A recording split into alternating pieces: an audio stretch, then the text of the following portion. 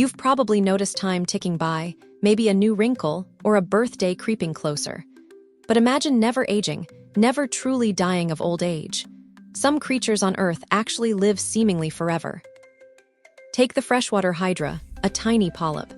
If you cut it, it just regenerates entirely new parts.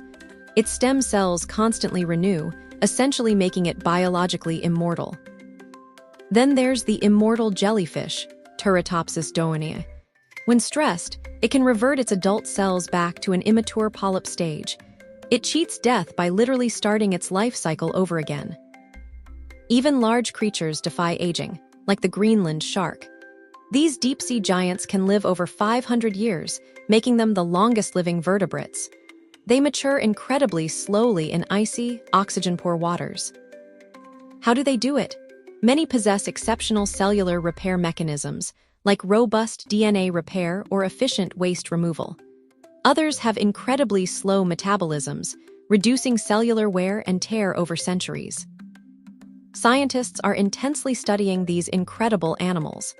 Understanding their secrets could unlock breakthroughs in human medicine. Imagine new therapies for age-related diseases or tissue regeneration.